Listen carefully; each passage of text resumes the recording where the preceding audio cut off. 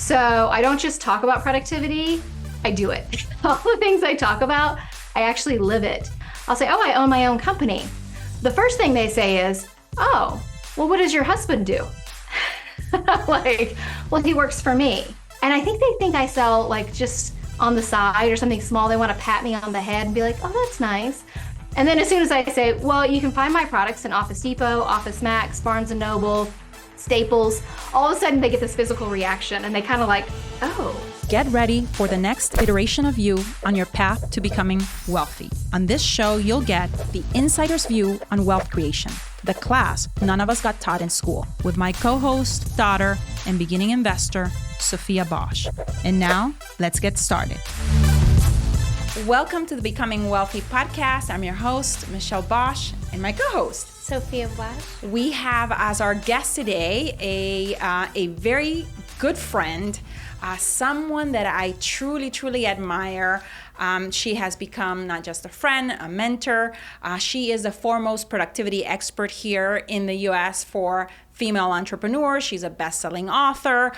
She's the host of a podcast. She actually, develops tools that help people with productivity that are in Office Max, in Office Depot. Like, she's totally legit. And I want to welcome my very good friend, Tanya Dalton, to Becoming Wealthy. How are you, Tanya? I'm thrilled to be here. I'm so excited about this. We were just saying, it's been too long since we gotten to see each other, and Sophia and I haven't seen each other in years. So this is so much fun. Yes, thank you for being here with us. So Tanya, I want us to get a little bit of, the story of how do you arrive on, being the foremost productivity expert for female entrepreneurs in the country. Did you start that way? Tell us your story. Yeah, well, I'll tell you kind of a shortened version because we'll go way back to like 2008 when I had two small kids playing at my feet. I was a stay-at-home mom, and I had decided to start this little kind of side hustle business, something to keep me from just going crazy, being home with kids all day. I started it with $50. And that was where I began, was, with this really small investment of $50. But I had this phone call with my husband. At the time, he was doing international marketing for Fortune 500 companies. And he would literally buy a ticket called the Around the World ticket. He would fly out of Dallas and circle the globe and come back the other side. So he'd be gone for weeks at a time. And he was on one of these trips. And I was telling him all the things that the kids were doing and what was going on in our lives and what was happening. And he got really, really quiet. And my husband, John, he's already a pretty quiet guy, but he got really quiet. And I said, are you okay? And he said, I'm missing everything. I'm missing all the moments with the kids. I'm missing all the milestones. I knew that he loved marketing, but I knew it was really killing him that he was gone for so long. So I stood in my bright yellow kitchen that day with absolutely zero business experience. I had never even taken a business course in college. I used to be a teacher. Here I am with a business. I started with $50, and I decided I was going to grow that and absorb my husband's MBA income. So he had his MBA, he was making really good money. And so I set that goal for myself. Within a year, I made it happen. And he started working for me in 2009. And that's where I started really my entrepreneurship journey, was in that yellow kitchen with my $50 investment.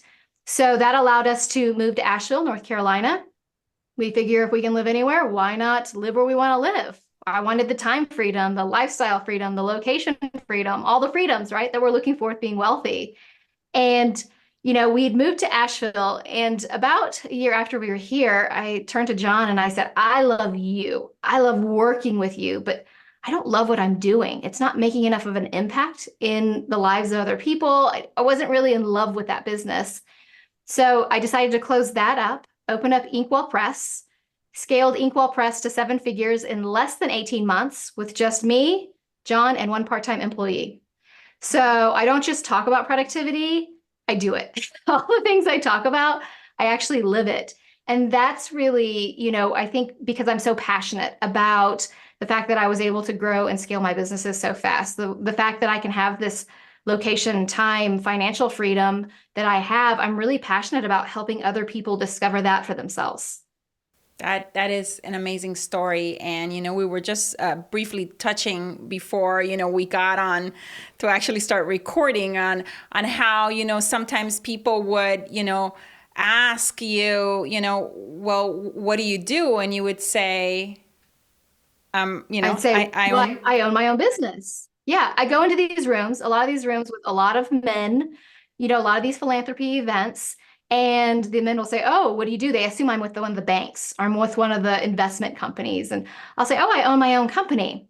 The first thing they say is, "Oh, well, what does your husband do?" Like, well, he works for me. And then they're like, "Oh," and then they look confused. And then I say, "I have my own business." And they say, "Well, what do you do?" And I say, "Well, we sell productivity tools, planners, meal planners, daily planners, weekly planners, anything and everything that helps you be more productive." And I think they think I sell like just on the side or something small. They want to pat me on the head and be like, "Oh, that's nice." And then as soon as I say, "Well, you can find my products in Office Depot, Office Max, Barnes and Noble, Staples," all of a sudden they get this physical reaction and they kind of like, "Oh." And then I'll say, "Oh, yeah, and I have a book. My book was named one of the top business books of the year by Fortune magazine." And they don't know what to do with me. They're just like, confused. And that is amazing. That is amazing that you share right now this experience with Sophia, because as much as there's so much more representation, in traditionally in industries that are mostly, male dominated. A lot of women are there now. I think that she will still have some of this, reaction. To especially, at least in the real estate industry, especially as she, goes up the asset ladder. Remember, we spoke last about a year ago, and we said that Sophia had, started her investing career. We are now 9 months after, and she is, I think, $38,000 richer. Amazing. Not a lot of sophomores in high school can say anything like that. I know, from one single land flip. So we're thrilled and excited. Just, she just closed on her first deal on April 17th, so not very long ago. And, during the course of those 9 months, she had a lot of like competing projects, competing obligations, competing to-dos and things that needed to get done. And I know that, she has a question for you regarding, managing a similar situation in the future, because she continues to, work her little land biz on the side, but she's also a full-time student, extracurriculars, and a bunch of other things that she normally says yes, that perhaps she should start saying no, but I'll let you ask the question. So I have all of these projects. I have a lot on my plate, and I try and pour as much of my energy into all of them and try to prioritize them. But inevitably, I do succumb to procrastination sometimes. But how do you think, how can I bring myself to just get it done before procrastinating happens? What's the best tool? Yeah, I love this question because I have a 17-year-old. Well, I have a 21-year-old and a 17-year-old. And I feel like we're having a lot of those conversations ourselves around the house where it's like, how can we not procrastinate? And the truth is, procrastination is kind of a natural stage of where you are with your age, that there's a lot of procrastination that happens. But I think one of the things that often happens that causes us to procrastinate is saying yes, overcommitting to too many things, right? And I like to say every time we say yes, we're saying no to something else. So every time you say yes to an opportunity, you have to figure out, what am I saying no to? Are you saying no to more time on your land flipping? Are you saying no to time with some of your friends after school? Are you saying no to some of the extracurricular things? So really getting clear on, where do you want to lean?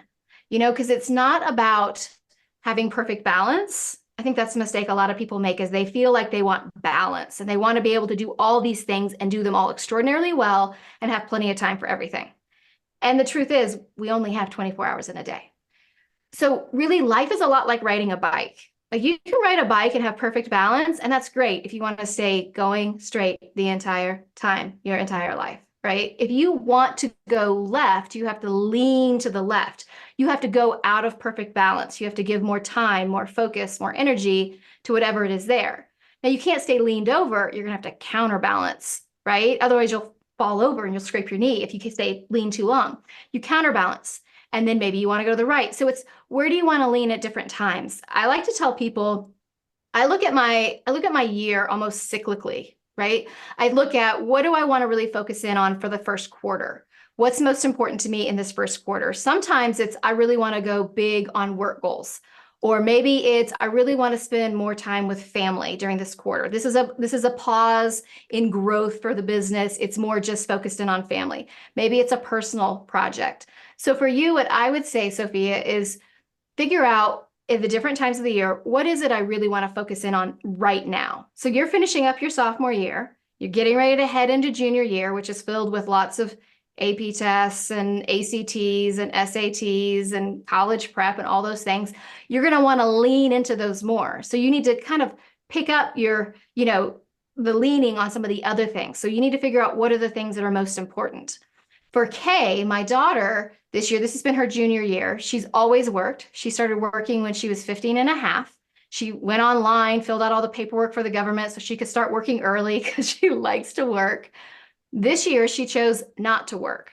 So she's at work right now. She just started a new job where she's a team lead at Chick-fil-A. So she's acting as a manager at 17 because she's already gotten a lot of experience. But she took this year off of working. She told them, like, I can't work right now because I need to focus in on making the highest grades I can. And she wanted to focus in on her tests because she wants to be a chemical engineer. She wants to go to a top school in the nation, right? So she was like, I need to lean more into that. And now that we're getting close to the end of the year, she's ready to, okay, I can go back to work. So all these things are starting up now that she's finishing up her ACTs and all of those things. So it's not about figuring out where you want to lean all the time. It's where do I want to lean right now for the next 2 months or the next 3 months? What's most important? And then stop in a couple months and go, okay, now where do I want to focus? And then lean into those. Does that make sense? Like you're kind of leaning over, counterbalancing, and leaning again, counterbalancing. I love that because that means, Sophia, right now, we're getting ready to finish up really sophomore year right now at the tail end of May. So that gives you June, July, and August. You know that 2 weeks of the year in July, you're going to be in your summer internship or program in Oxford. But you also have a business that is 100% virtual and remote that you could really lean into, over June, July, and August. And then by the time junior year starts, you take a little bit the pedal off of that. You will hopefully I already know what I when you were saying that, I could already tell in the first semester I added another class that most people don't usually add. Well, it's not even a class, but it's something for me and like my passion, what I want to continue on, but I want to make the most out of it, so I'm gonna lean into that. So that's exactly what I was thinking. So in the summer, and so I think you could still get deals under contract and deals sold, especially because she's just found a great area and a great realtor that is doing a lot of the legwork for her, right now over the summer. I like that realtor. And that will be dealing with your buyers, in this time zone while you're someplace else.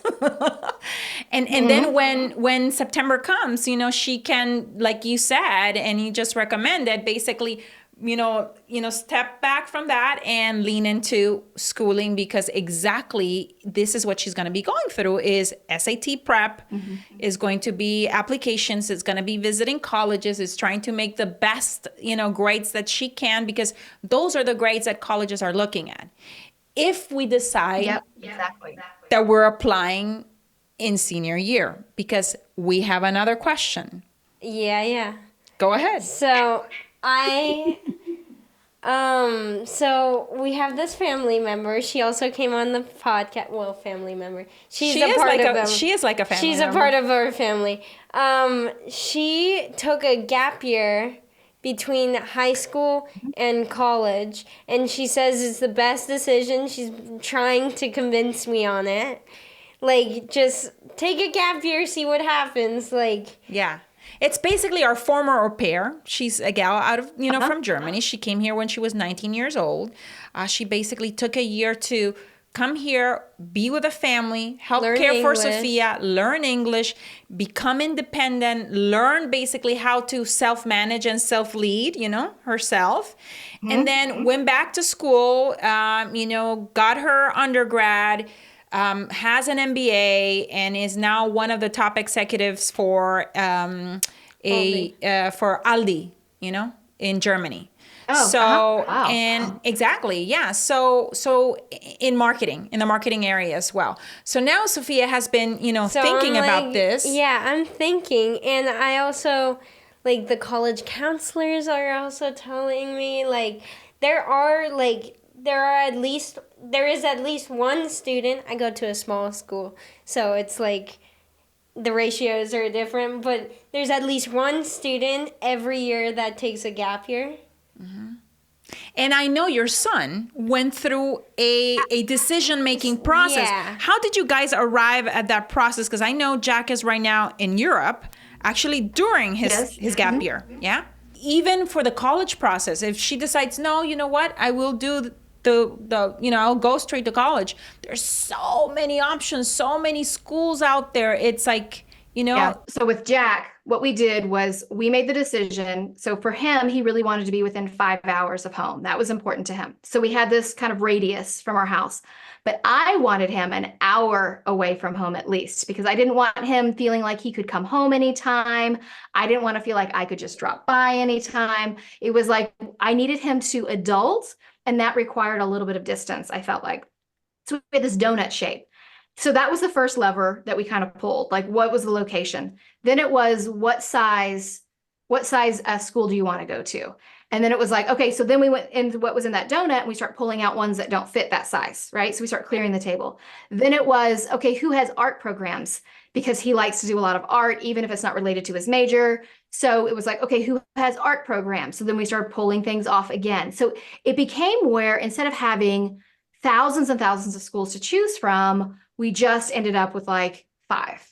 The other thing we did, and I think this was really key, to be honest with you, Sophia, this is as much for your benefit as yours, Michelle.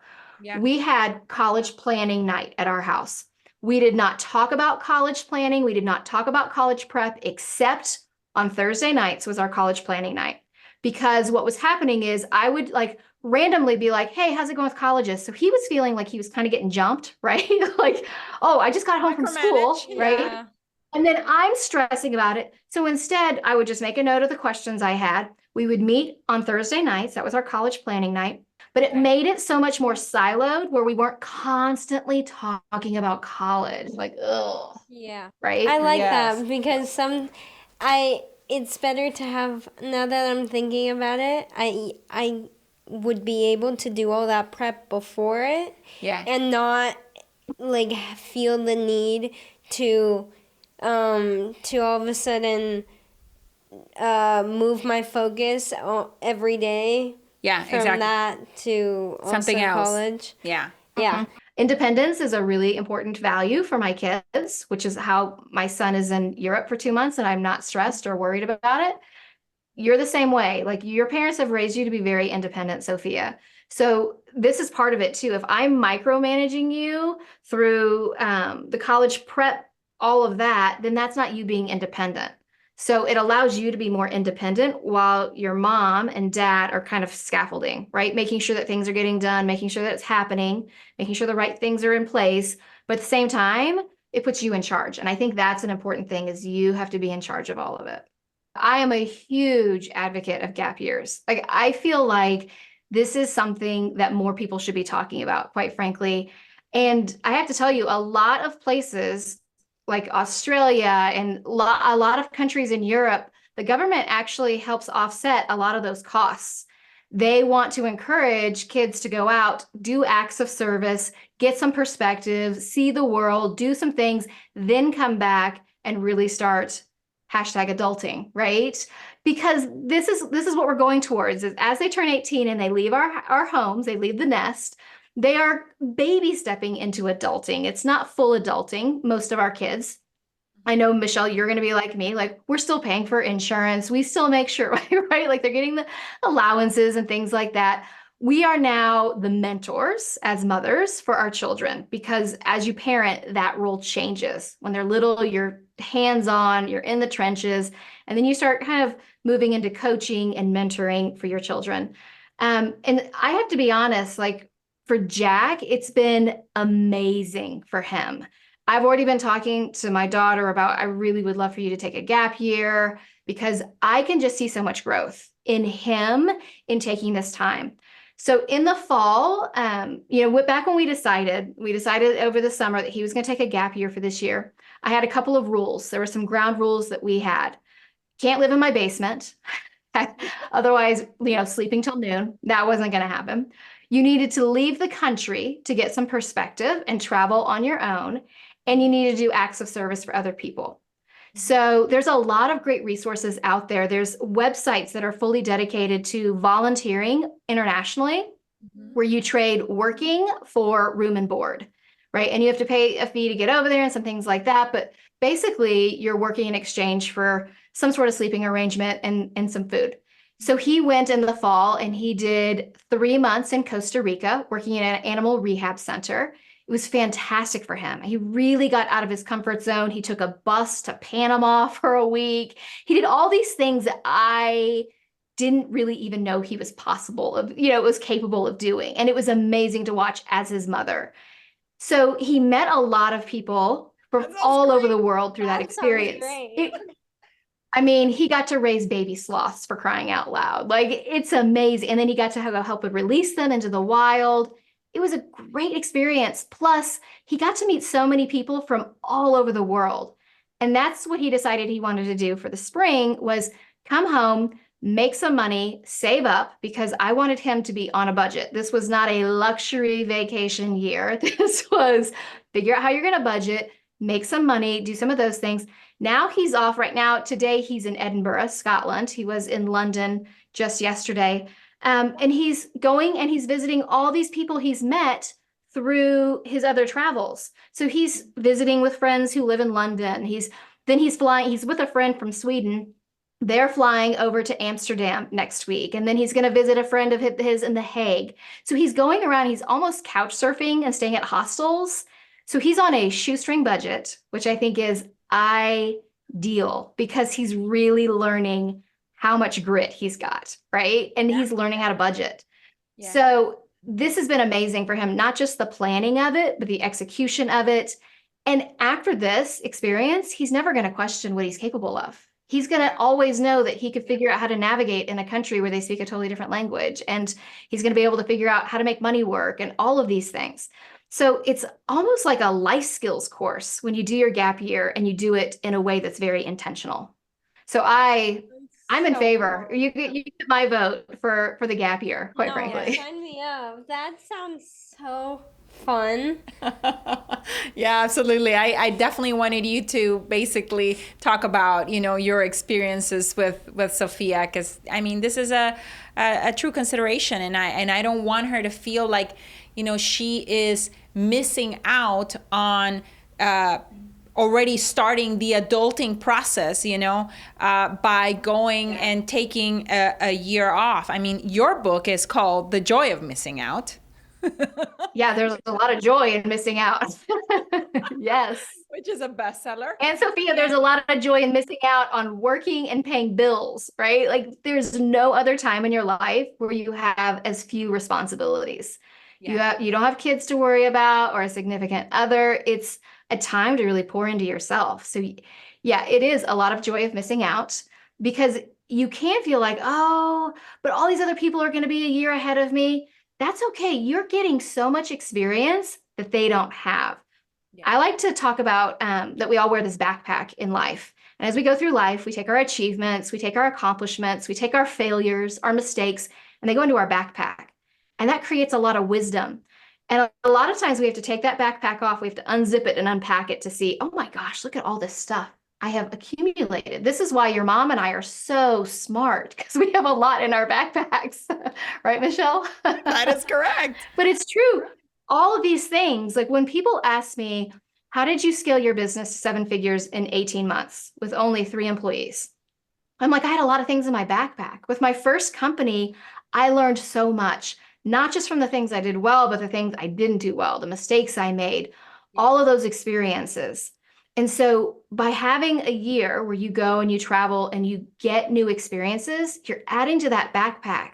And so as you're going through life, you're going to pull things from that backpack where it's like, oh, I know how to do this. A lot of times you're going to question yourself. You're going to worry. There's times in your life, everybody has this, where we lack the confidence.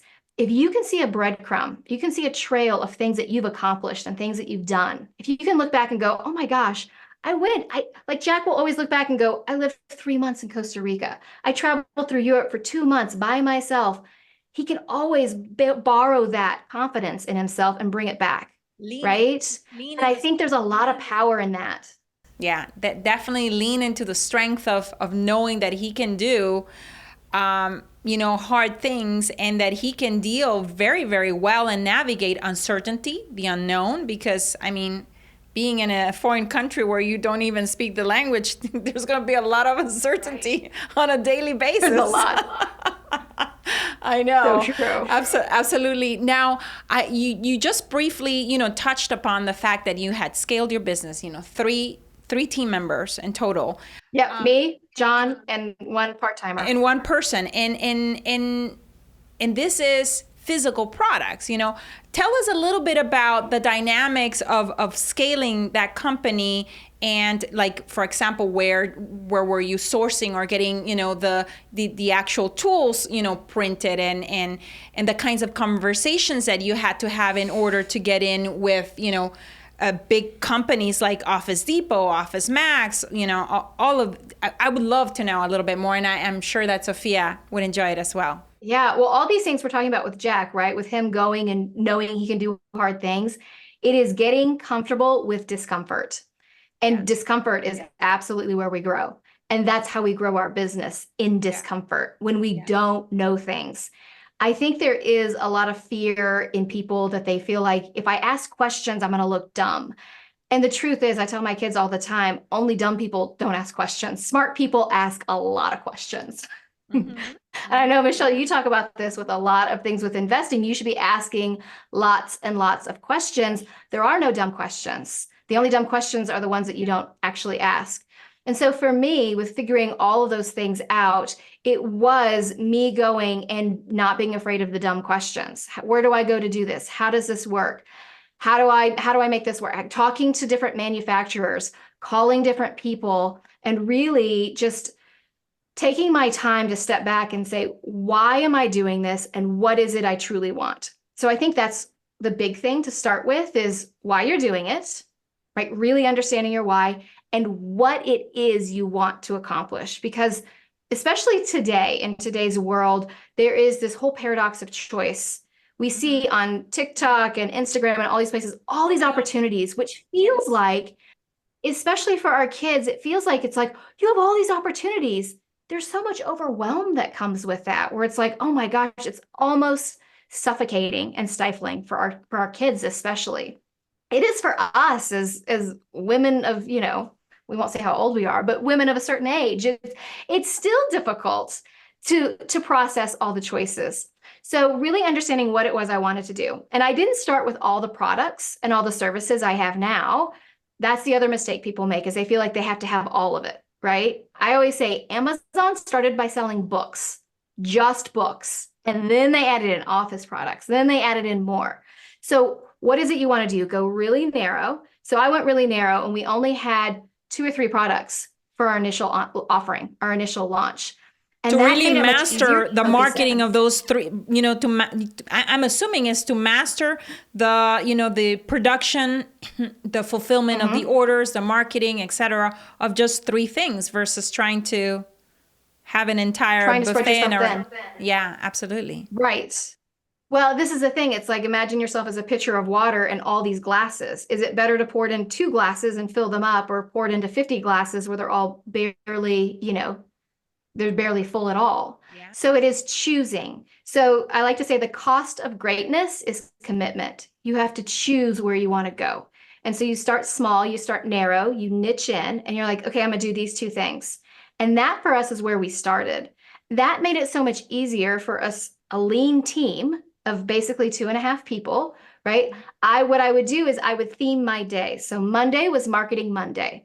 Tuesday was product development. Wednesday was warehousing and inventory. And that way, I'm not changing gears every single day and trying to do 5 million tasks. Monday, my priority was marketing. Now, if other things came up, I would take care of them, but the majority of my day was spent on marketing. That allows me to go deeper and do more, right? I'm able to go much deeper into the process, get more creative, come up with great. I mean, we were named one of the top 10 Facebook campaigns of the year that year that we launched, which is kind of crazy also.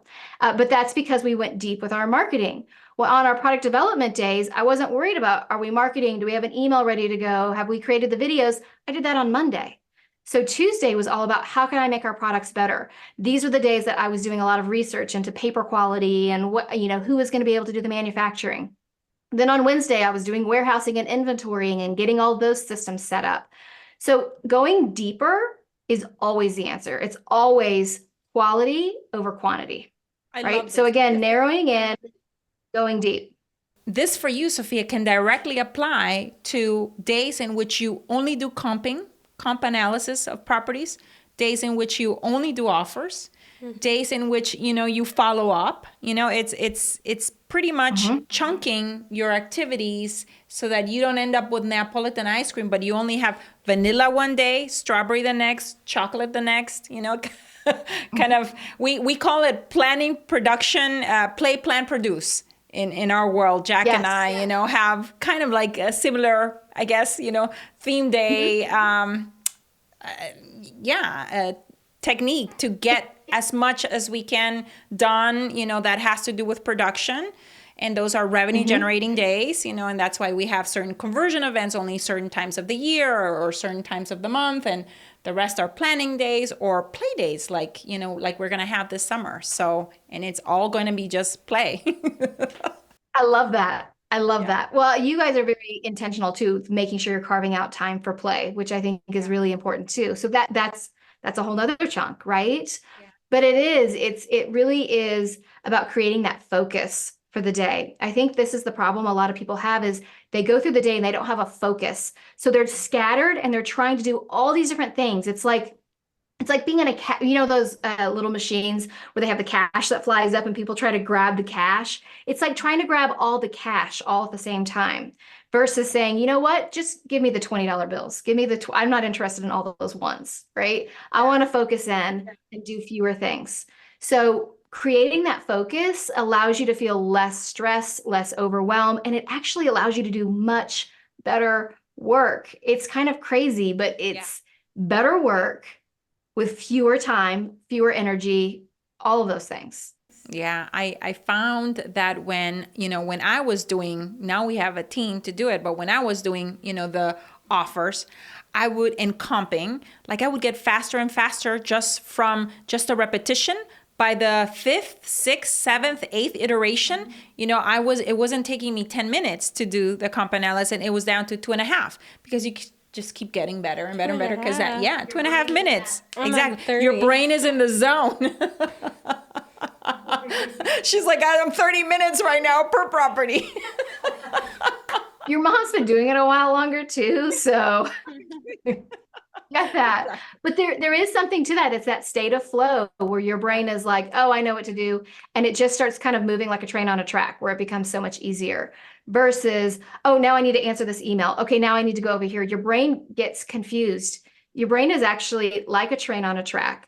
And the thing is, we're trying to put it on several tracks at the same time. This is why multitasking, actually, when you multitask, it's equivalent to smoking marijuana. That's the level of your work. Or missing the entire night of sleep. There's a University of London study that proves that when we multitask, the quality of our work goes down and it actually takes us a lot longer to accomplish. So we're not doing more by multitasking. Thank you so much for saying Sophia's that. like, do not have Tanya back on the podcast. I can't handle this. yesterday she's like, okay, I just got done with my math, but I also at the same time was watching my Formula One show, and I was doing this other thing with my friend. Hey, it was one of the only Formula One races that is at a decent time because agree. it's 'Cause actually it was in in the Miami. US. Yes, It was in Miami. Miami, so it was totally watchable yesterday versus being in the middle of the night. Yes, So, exactly. yeah, I watched it too. Give me some grace. Anyway, but you're right. Our mind and, our brain is not able, we think that we're multitasking, but we're just focusing, for a few minutes on this and then quickly then focusing. So we're able to switch the focus, but it's not that we're doing three things at once. It's technically what we call multitasking is switch tasking is what it's technically called, actually. So, so you're right. It's because we're switching tasks. And truly that state of flow that you were talking about, where you're able to do your comps in like 2 or 3 minutes, it's because your brain is going deep. Just like we talked about earlier, it's always going deeper, quality over quantity, the quality of the work versus the number of things you're doing. Which completely explains this going deep and right, like you said earlier, deciding what is important and what becomes the North Star makes now complete sense. I was telling Sophia, did you know that the reason why the Becoming Wealthy podcast actually came to be was as a result of having hired, Mrs. Dalton as my mentor, for 2 days to tell her about all the ideas that I had in my head of things that I wanted to do, last year as a result of having this health scare and reprioritizing, my entire life. And in true fashion, I had like 3 or 4 possible reinventions. And then she said to me, Michelle, I see that these are not competing, that these could become one in the form of a podcast, assuming that, your daughter Sophia would want to be a part of it. Because one of the things that I really wanted to make sure that I wanted to have, for the next, I would say 3 years until you graduated, to go to college, was to have the time to transfer a lot of the wisdom and a lot of the learnings, a lot of the lessons, that I had and pass it in, on to you, because I'm always a big believer that, there's no such thing as generational wealth, transferring money, if I don't transfer the habits and the knowledge along with it to the next generation. Only in that case is it really generational wealth, And she said to me, you don't have to, these like you don't have to choose. Yeah, you don't have to choose. You can have it. You can have it all. And so what would be your piece of advice for a woman that is listening to us, that is going through maybe a reset, a reinvention, a rebirth, in terms of how should she go about it, and think about it? Yeah, I love this question. Because you and I had so much fun working with you when you came to me with all those ideas. And as soon as I was like, oh, we can connect all these, your face lit up. You were like, oh, this is so exciting. And this whole idea of becoming wealthy. So yeah, I love that now I'm here on the show because it's come to fruition. It's amazing. Yeah, absolutely. It's funny you asked that question because I literally just did a podcast episode that came out last week where I answered this question, because I get that question from a lot of my listeners or the people who are following my Substack, because a lot of times, we get to a point and we're ready to do something new and we're ready for a reinvention, but we don't have any idea what that looks like. Especially if you have kids who you're about to be empty nesting and your kids have been a big focus for you. It's like, I don't know who I am anymore.